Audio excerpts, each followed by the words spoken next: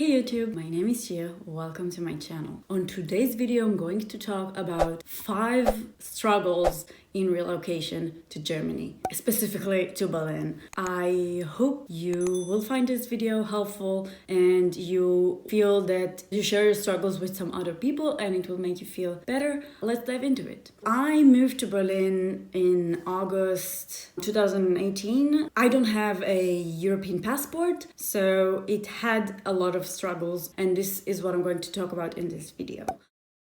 The first struggle that I'm encountering constantly is missing my close ones, mainly my nieces, because, you know, with friends, good friends and close family, you meet them and you start from the same point, kinda. Like, you don't feel like the time has passed so much, as opposed to little children like my nieces. Every time I go back to see them, I don't start from the same position, you know? These ages, it changes so much, and I feel like I'm not part of their, oh my god. I feel like I'm not a part of their,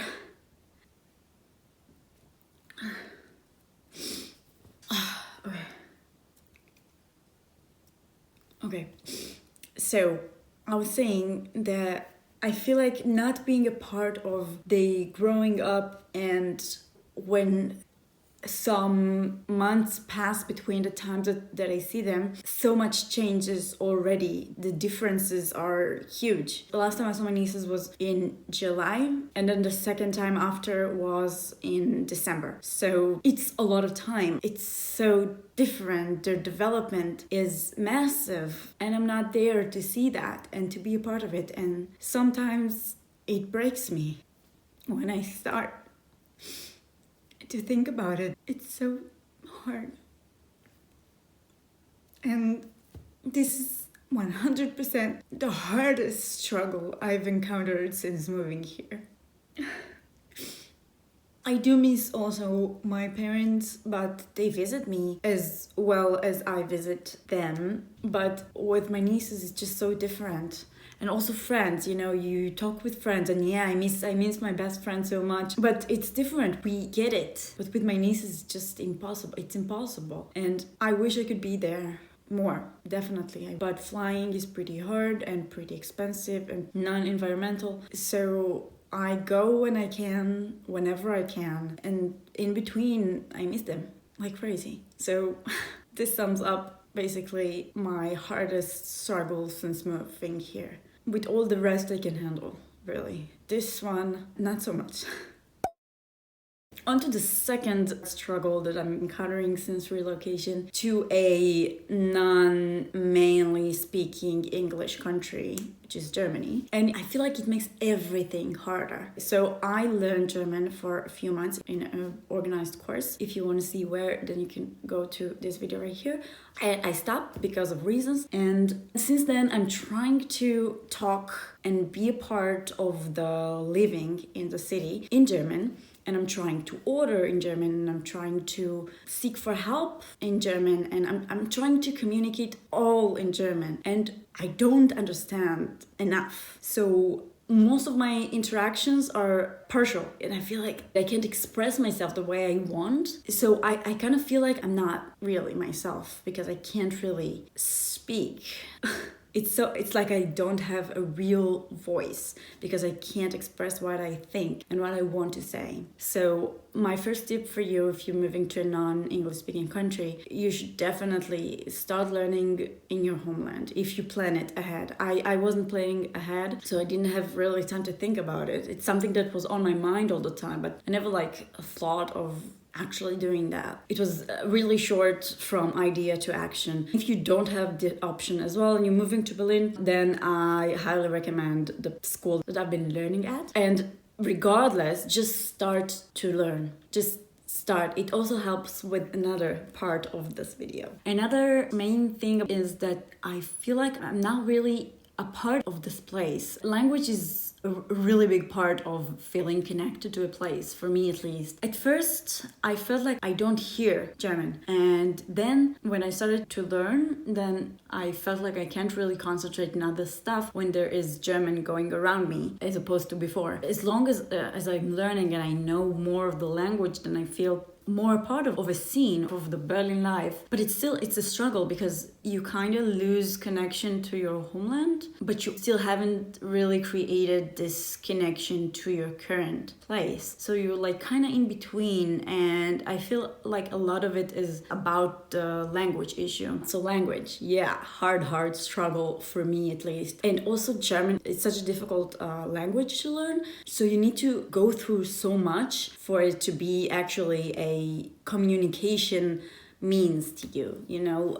For me, it's not just like a tool to come by, to go by, and it doesn't have a real communication value to me still. I'm doing everything that I can for it to be better at it, not in really the best way, but I'm trying. If you have any tips for me, then feel welcome to comment down below. That takes me to the third hard struggle that I experience, which is bureaucracy. And bureaucracy in a foreign language, it's even harder. When moving to another country, you encounter massive amount of bureaucracy that you need to do. I didn't have a visa, so I needed to apply for a visa. The first one I made like in my homeland, but the second one I need to do here in Berlin. So it's hard because you need to think about a translator if you don't speak the language, as I said before. And you need to understand the rules of another country, and to understand the rules, you need to know the language. So it's always like, you always feel like you're out of the loop. And, you know, to get used to different country way of doing these things. I mean, bureaucracy is hard, and it makes me anxious even in my homeland doing it. So in a foreign country, in a different language, then it's even harder and makes me even more anxious. So this is definitely a big struggle that I overcame. So I'm really proud of myself for this. I have a freelance visa and I'm a freelancer, which is also another bureaucratic process that I need to do. It's the easier one, but you do need to like fill a form. And filling forms, it's the most annoying thing, especially in German. So just be patient and do everything that you can. Do it in advance. Have a lot of attention to all the details and questions, and do your research. It's hard, it's difficult. For me, it's one of the hardest things because it's really hard for me to start. But after you do it, you feel way better, and you can't really do anything here if you don't do bureaucracy. So it's another thing you need to think about. And from this section, we go to another section. My fourth struggle in relocation to a foreign country is apartment hunting. So in Germany, there's this thing that you need to have a registration in City Hall, which is called Anmeldung. It actually has a really longer name that I never can pronounce. Maybe I can, but I don't have the word in my mind right now. I'm going to write it right here. And it's basically just saying that you live in the city that you are in. But in order to get it, you need an apartment. In order to get an apartment, you need a Schufa. In order to get a Schufa, you need a bank account. In order to get a bank account, you need the Anmeldung, the registration. So you're kind of in a loop, and you probably in the first few months will need to have like a lot of international transfers because you only can pay from your homeland bank account, because you can't have a bank account if you don't have a registered address, and you know, all of that. So my tip for this first is to find a pretty long-term sublet, and then you can have the registration. I mean, to only find a sublet with the Anmeldung possible. Also, if the Anmeldung is not possible, usually it means that the landlord does not know about this subtenant issue, so it could be risky. It's actually easier if you find a shared place contract, and then you can have like a speed process of this all Anmeldung, bank account, and Schufa. So these are my tips. It's not so easy to find both of them. It's probably will be easier if you can start by living with roommates. It's called WG. Yeah, and start from there, and then you see. But since I wanted to live alone, I made everything more difficult. And actually, I'm now still hunting for an apartment. It's hard. It's hard. The demand is super high, and the apartments that are in the market are not so many as the demand, and it makes it really hard. I've been moving from sublet to sublet for almost a year, I think. Yeah, I moved 5 times till I got to this apartment, and I need to move really soon again. I can't even start thinking about it. This is why I'm learn German. It will make your life way easier when getting to this kind of things. And now to the 5th struggle in relocation to Germany, which is the loneliness. I moved all alone. I didn't move with a partner. I didn't move with friends here, only acquaintances and friends of friends, nothing direct. It wasn't so smart, I have to say, but it's not impossible to find yourself here. But yeah, it does make you sometimes feel lonely. I am lucky to be able to be on my own for a longer time, but sometimes you just really need people around you, and it's not so much easier to create real connections in a foreign country if you don't have anything here. And also the fact that you don't know what is going to be with you. I had a time that I didn't know if I can even stay here. So I was like, why do I even bother to create connections if I can be on the plane home next month? These are thoughts that you might encounter as well, but try to fight them, because meaningful connections are so important, like your bread and butter. It's what keeps you sane. I feel like if you're not moving with a partner, and also if you move with a partner, you don't want all your social life to be surrounded by the same person. You have to have more around you, more people, more action going on, more interactions, more network, more connections. Everything that binds you to a place is important when you relocate, because you literally leave everything that you know and start anew. It's crazy. So my tips for this thing is, I only started really late, is first find a group that is really down to your niche in the new place, of course.